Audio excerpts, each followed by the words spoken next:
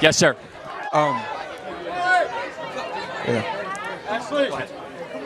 So, I know there's a clip of you. I don't know what college it was, but you were debating against a student, right? And it was, do you think MJ or LeBron is the GOAT?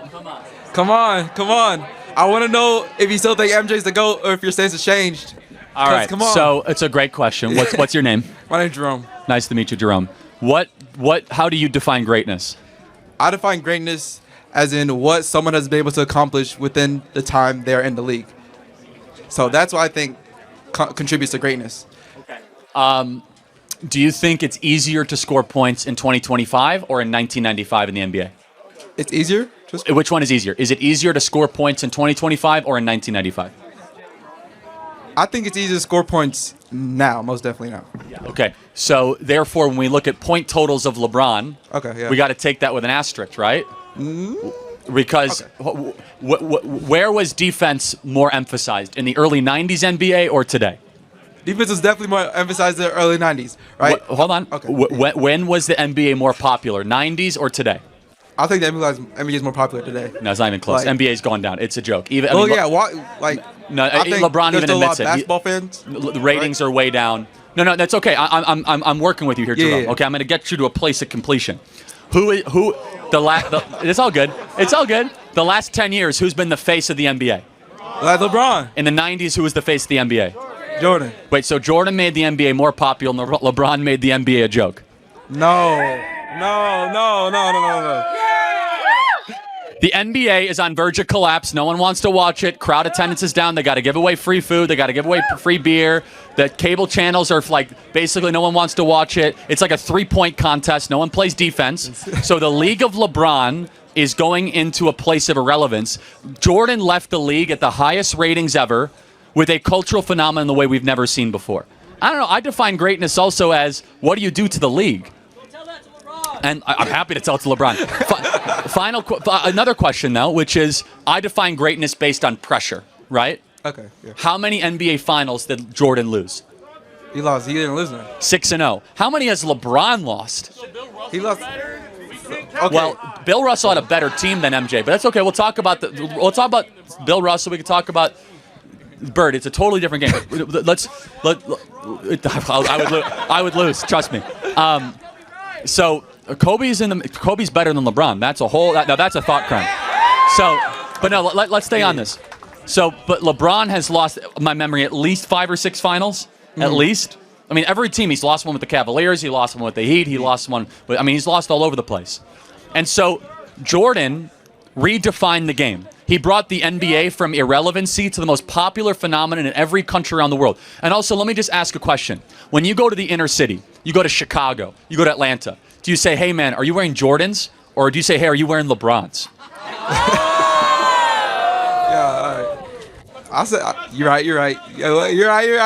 I'll ask. But the way I see it, right, I think LeBron's the GOAT just because of what I've seen him be able to do. Because I did not grow up watching MJ. Fair enough, but just because you don't know about it doesn't mean it's not true. Yeah. Right? Well, and I'm just saying, though, that, what you think is high-quality basketball is, basically sloppy, disorganized AAU of 125 to 120 games. And that's another important point. The average score of an NBA game in the 1990s were high 80s, early 90s. Now an average regular season game in the NBA is high 110s, early 120s. No one plays defense as much. The game has been more 3-point centric. It's just a different game where defense is, why no one wants to get hurt. If you want, by the way, I encourage you, this is your homework, okay? Okay. Go watch The Last Dance with Jordan. I'm telling you, it will change your mind. What Jordan had to do to get even through the Detroit Pistons, they would throw him around, they would smack him down. LeBron has never had to face defense the way that Jordan had to against the Pistons. What about the Warriors? Never. Jordan had competition that no one else had. Jordan played against Magic Johnson. Jordan played against Isaiah Thomas. Jordan played against Charles Barkley. Jordan played against Stockton, and he never lost the final. LeBron played against guys that could never even compete with the legend of the 90s, and he lost more finals than he won. I think LeBron played against a lot greater. I think LeBron played against a lot greater players than Jordan had to play against. You got to think about that KD. one. Who? You Curry? think Hayden is comparable? Who? I said Curry. You think Steph Curry is compared to Magic Johnson? I think Curry is better than Magic Johnson. That's a different planet. Yeah, that's. Because here's why, and I'll just close with it. Yeah. I don't take any NBA seriously post like 2012, 2013.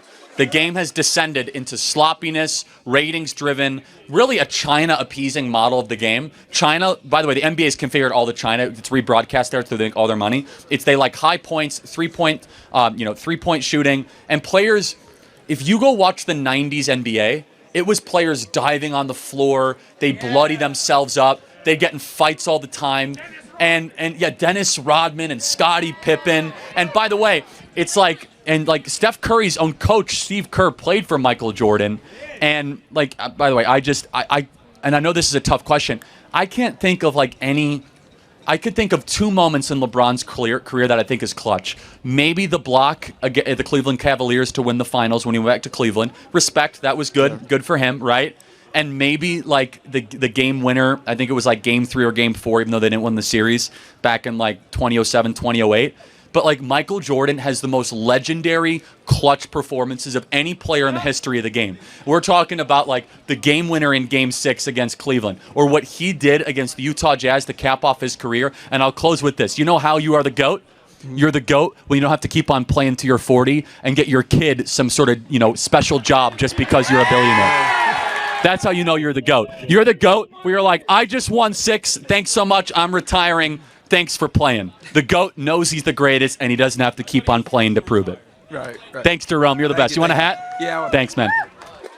God bless, man. As you can tell, I have no opinions. I defend Michael Jordan to the death. I am from Chicago, so yeah.